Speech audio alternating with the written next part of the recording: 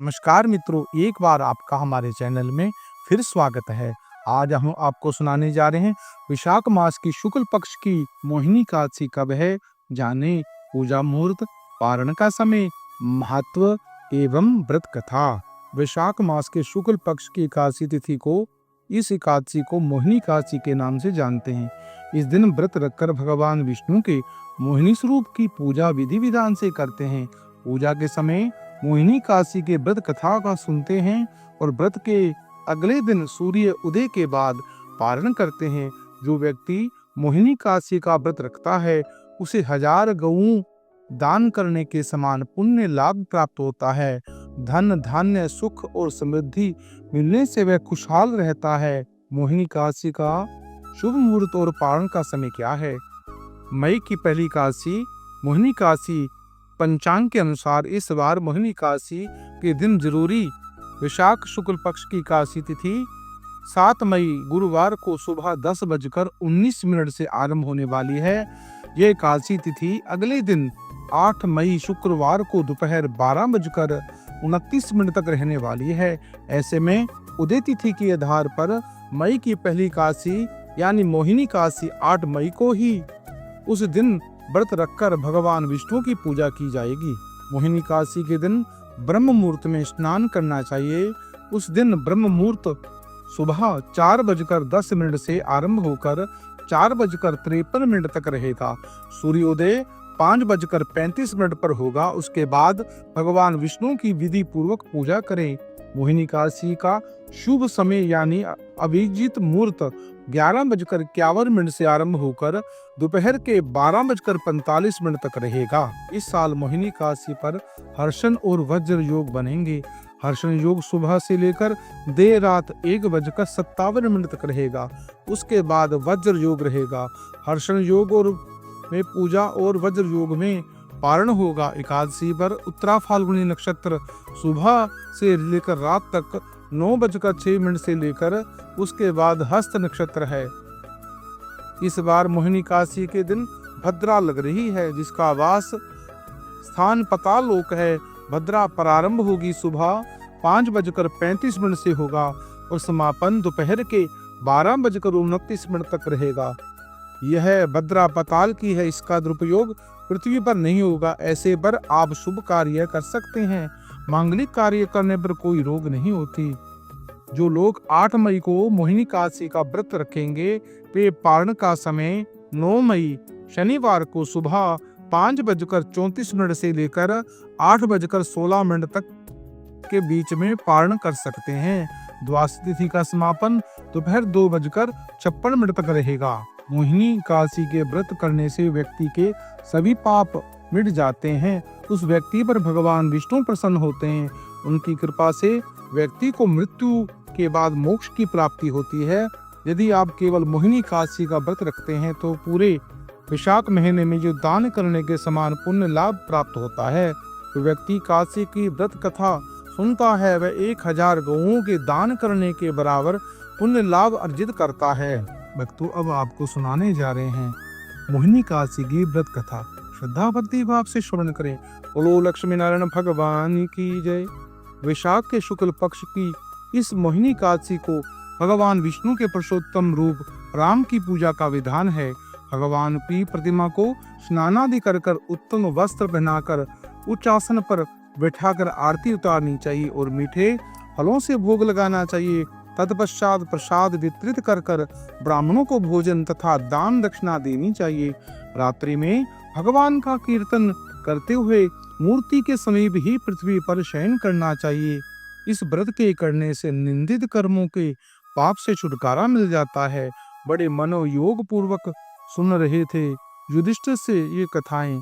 अब उन्होंने विनीत भाव से कहा, हे नटवर नागर, वैशाख मास के शुक्ल पक्ष की एकादशी के बारे में जो भी कथा सहित सब बातें मुझे बताएं।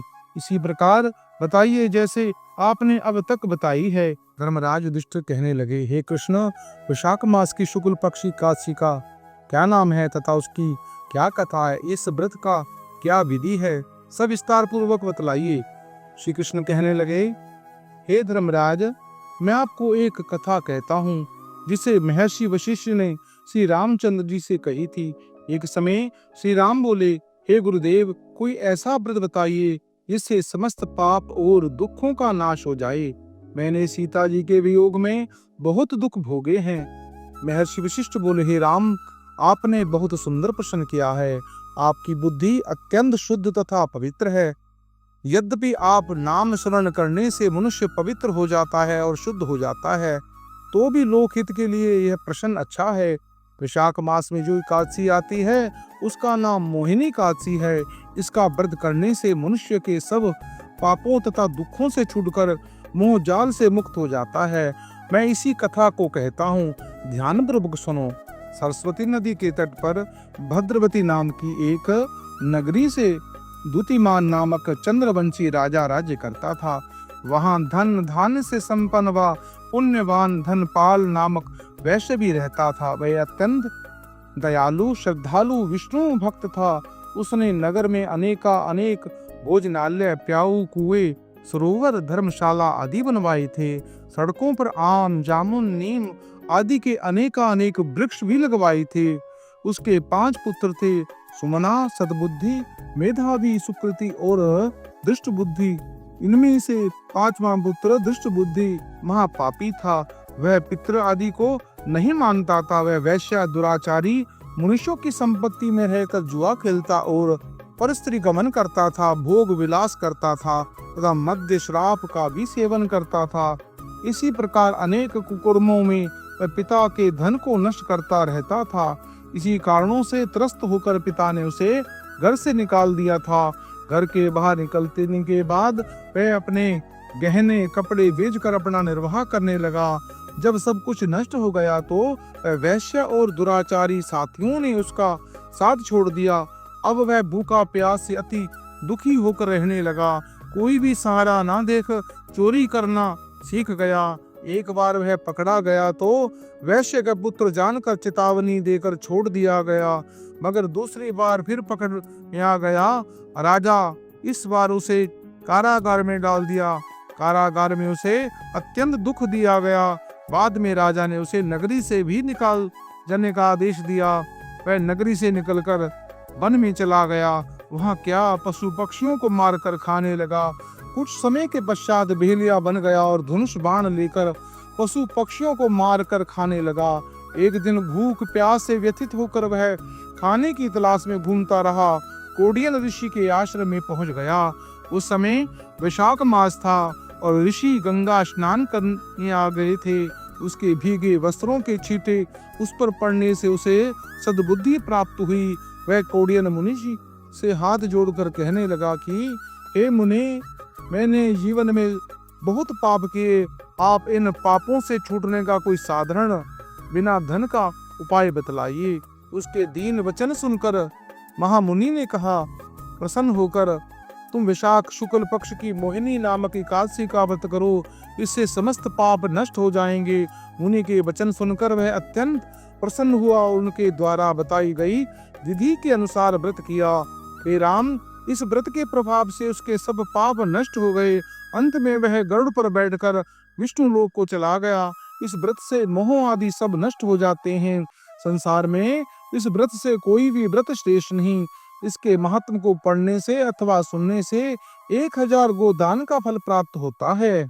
जिस प्रकार गुरु वशिष्ठ के मुख से मोहिनी एकादशी की व्रत कथा का सार सुनने से भगवान श्री रामचंद्र के हृदय का दुखों का नाश हुआ, उसी प्रकार दुष् कथा का श्रवण करता है उनके समस्त शाप ताप मोह ममता दूर हो जाती हैं, समस्त पाप नष्ट हो जाते हैं और अंत में भगवान के लोकों की प्राप्ति होती है। मित्रों, यह पतित पावनी पाप नाशनी कथा का जो भी श्रवण करता है उनके समस्त दुख दूर हो जाते हैं, संताप नष्ट हो जाते हैं। मित्रों, इस पतित पावनी कथा को आप अपने इष्ट मित्रों से शेयर करें, पुण्य के भागी बने। इस चैनल को सब्सक्राइब करें, लाइक करें और कमेंट बॉक्स में ओम लक्ष्मी नारायण अवश्य लिखें।